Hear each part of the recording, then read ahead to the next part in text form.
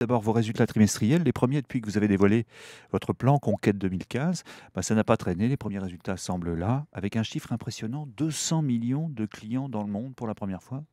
Oui, c'est une barre, symbolique que nous avons franchie, grâce à la fois, à une dynamique un peu retrouvée sur, le marché français, Mhm. où on a fait des scores, notamment sur le marché du broadband, qui sont intéressants parce qu'ils montrent un renversement de situation par rapport à ce qu'on a connu ces 18 derniers mois.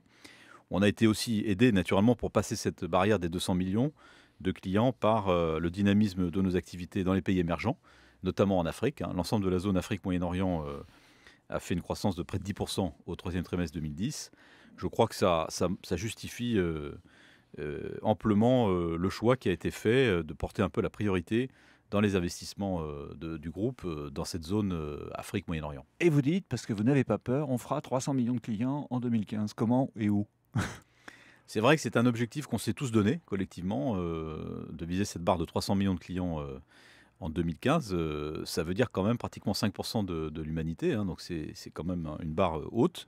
Je crois qu'elle est à notre portée. D'abord parce qu'on a dans nos positions actuelles, une réserve de croissance organique qui devrait nous permettre de faire, au moins la moitié, du chemin qui reste à parcourir Sans pour arriver à cette acquisition, croissance, sans donc. acquisition, Ouais. probablement plus de la moitié même. Mhm. Et puis il nous reste, en effet un petit peu de temps pour, identifier des bonnes cibles, qui nous amènent cette croissance complémentaire. Et puis je crois aussi rénover un peu nos approches sur les marchés européens, qui sont des marchés matures dans lesquels donc il y a moins évidemment de perspectives de croissance de volume, mais où il y a des changements, dans, la demande et dans les modèles économiques, qui, doivent créer des opportunités aussi pour nous de trouver des relais de croissance. Juste un mot des pays émergents encore, l'Afrique en particulier. Là-bas, on se sert de son mobile pour payer ce qu'on doit. Enfin, le marché est immense. On voit bien que les besoins sont immenses. Il n'y a pas de réseau bancaire. Donc le mobile sert à tout. Le mobile est absolument sert à tout. C'est vrai qu'il y a un système bancaire qui est encore très faible dans beaucoup de pays et nous, on a proposé à nos clients, on a plus de 50 millions de clients aujourd'hui en Afrique. Ouais. On a proposé à nos clients, un service qui s'appelle Orange Money, et a fêté, il y a pas longtemps son millionième client, Déjà? déjà, et qui est tout simple. C'est en fait un petit compte bancaire sécurisé, les gens peuvent, utiliser à partir de leur téléphone mobile. Il y a un réseau, de plusieurs milliers dans chaque pays africain, de petits revendeurs. Vous savez, c'est ce qu'on appelle les parapluies, Ouais, bien parce qu'ils sûr. sont un peu plantés comme ça à tous les coins de rue. Et en fait, ces gens-là, reçoivent des dépôts. Alors ce sont des petits montants naturellement, Microcrédit, des petits, micro-paiement. ouais, exactement, des petits dépôts, c'est crédité sur le compte et ensuite on peut faire un virement à son fils, son neveu, sa famille, ses amis, simplement en composant son numéro de téléphone, Uhum. avec ce service Orange Money. Voilà, c'est tout simple, c'est très efficace, c'est très sécurisé. Ça a un succès formidable parce que, c'est voilà, c'est le b.a.-ba de la bancarisation dans des pays où il n'y a pas de structure. En France, ça va pas mal non plus. Vous faites un malheur avec votre offre Open, quadruple play, mobile, fixe, internet, télévision. Alors, ce qu'il faut raconter quand même, c'est que pour une fois, le régulateur vous a laissé baisser vos prix, ce qui ne faisait qu'avec réticence avant, pour laisser un peu de place à la concurrence. Et ça suffit à relancer votre dynamique commerciale.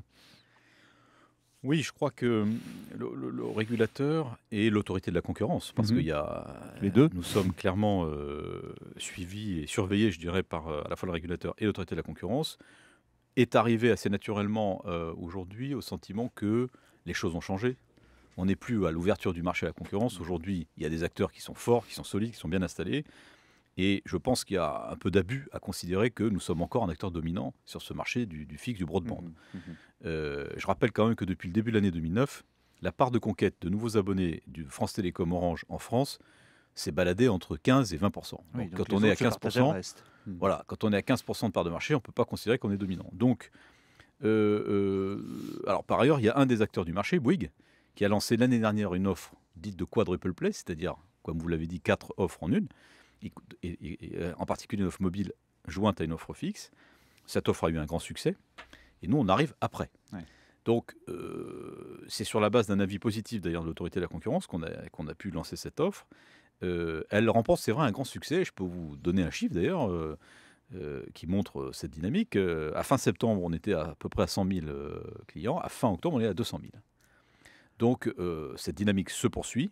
Cette offre est simple, elle est très attractive parce que, outre la simplicité d'avoir un seul contrat pour 4 utilisations, elle est aussi intéressante en termes de contenu.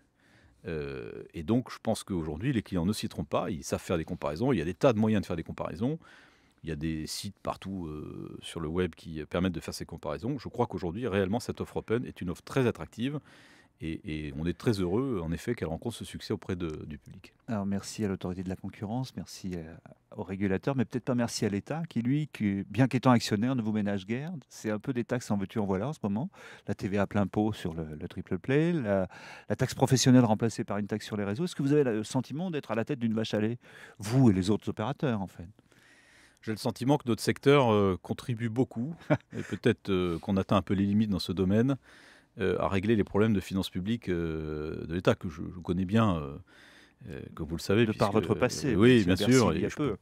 Je ne peux pas non plus jouer les chefs d'entreprise irresponsables, se désintéressant de ces questions-là, parce que je crois qu'elles concernent tout le monde. Il ne s'agit pas de cela. Mais en même temps, quand on voit que depuis 2008, on en est à 4 taxes nouvelles qui représentent uniquement pour France Télécom 900 millions d'euros, je trouve que ça fait quand même beaucoup. Et je pense qu'il y a un moment où les pouvoirs publics, outre le fait qu'ils sont effectivement toujours le principal actionnaire de France Télécom, devront comprendre qu'on ne peut pas nous imposer une équation insoluble dans laquelle on nous demande des efforts sur le plan social, sur le plan de la politique de l'emploi, des efforts d'investissement considérables parce qu'il faut déployer la fibre optique, par exemple, déployer les réseaux du futur dans le téléphone mobile, une capacité aussi à continuer à investir lourdement dans la recherche, dans l'innovation, parce que là aussi, il faut qu'on prépare, les marchés de l'avenir et la croissance de l'avenir, et en même temps, nous surcharger continuellement de taxes. Je crois qu'on a atteint un peu les limites de l'exercice, et pour ne prendre que cet exemple, il y a eu une réforme de la taxe professionnelle qui est une réforme très importante et je crois très bénéfique pour le secteur productif dans son ensemble. Sauf qu'elle ne vous concerne pas vraiment. Sauf que nous, cette réforme de la taxe professionnelle ne nous a procuré aucune économie sur la facture, parce qu'on a remplacé en fait cette taxe par deux nouvelles taxes dont le montant est à peu près équivalent. Donc on doit être le seul secteur industriel qui n'a absolument pas bénéficié de l'allègement de la taxe professionnelle.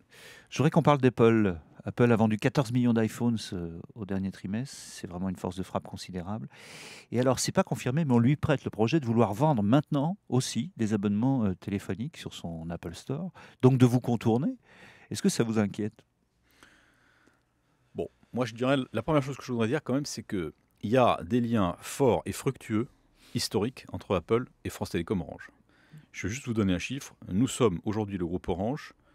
Nous représentons 6% des ventes mondiales de l'iPhone. 6% des ventes mondiales de l'iPhone. Boutiques, vous subventionnez les On le vend dans terminaux. 30 pays. Ouais. On est l'opérateur qui vendons l'iPhone dans le plus grand nombre de pays dans le monde. Et donc, on est un partenaire absolument essentiel d'Apple. Ils le savent très bien. Donc, ils n'ont pas intérêt à se fâcher avec vous? Non, je crois qu'ils n'ont pas intérêt à se fâcher avec nous. Et ce serait le cas s'ils se lançaient dans le... alors, on est en même temps dans un moment où, je dirais, tout le monde teste un peu les limites de l'autre. Bon. Nous, on a un modèle économique. Ce modèle économique, il est fondé sur la relation que nous avons avec le client final. C'est ça qui fait notre force aussi, et c'est évidemment ça qui est convoité par tous les autres acteurs qui cherchent à s'immiscer un peu dans cette relation. Cette force pour nous, ou cette relation plutôt, elle passe en particulier par la carte SIM, qui est en fait physiquement, je dirais, le seul morceau de plastique avec du silicium dessus, qui est vraiment le lien entre l'opérateur et le client. Et donc, c'est pas étonnant que Apple, en développant son système, qui est un système propriétaire et par définition, je dirais, fermé, cherche à aller un peu marcher sur ses plates-bandes. En même temps, on parle d'intégrer des cartes SIM dans les appareils dès leur fabrication. Oui, alors en même temps, ça pose aussi beaucoup d'autres problèmes, des problèmes techniques, des problèmes de normalisation.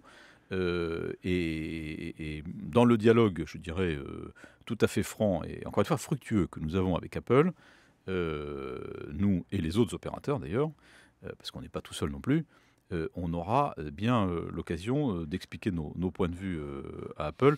Mais vous savez, il y a une limite économique à tout ça. La limite économique, c'est que pourquoi est-ce qu'on vend autant d'iPhone, et peut-être demain d'iPad dans le monde? C'est parce que les opérateurs les subventionnent. Vous savez, si l'iPhone était vendu à son vrai prix, c'est-à-dire à 600 ou 650 euros, il y a beaucoup moins de gens qui l'achèteraient. Bien sûr. Et ça, Apple, qui a quand même le sens aussi un peu des chiffres, le sait très bien. Et donc, la vérité, c'est qu'aujourd'hui, Apple ne peut pas se passer du modèle, non pas des opérateurs, mais du modèle économique qui est celui des opérateurs et qui consiste à subventionner les terminaux dans le cadre de forfaits qui leur donnent accès à un réseau. Et donc ça, je pense que c'est un peu la limite du raisonnement quand même pour eux. Eh ben, on va voir ce que donneront la suite de vos négociations. Vous pensez avoir l'iPad pour Noël dans vos boutiques? Bah oui, je le pense toujours. C'est pas fait, c'est pas conclu, mais je pense qu'on est bien avancé pour l'avoir. Je pense que ça serait bien parce que bah, c'est d'abord un très beau produit. Tous ceux qui l'ont essayé, qui ont eu la chance de l'essayer, je crois, ont vraiment apprécié l'ergonomie, la facilité d'utilisation et la qualité hein, du produit. Je pense que ça peut être un des must en termes de cadeaux de Noël à la fin de l'année, pour peu, encore une fois, qu'on le mette à un prix aussi abordable, donc qu'on l'intègre dans une approche avec des forfaits, d'où l'intérêt, je pense, pour Apple aussi, de trouver des accords avec des opérateurs. Nous, on est candidat, je l'ai dit, en fait, dès le mois de mai, quand j'ai rencontré Steve Jobs à Cupertino. Il m'avait donné d'ailleurs son accord de principe à ce moment-là, comme je pense que c'est un homme de parole. Je pense qu'on devrait arriver à conclure rapidement ces discussions. Merci Stéphane Richard, à très bientôt. À bientôt.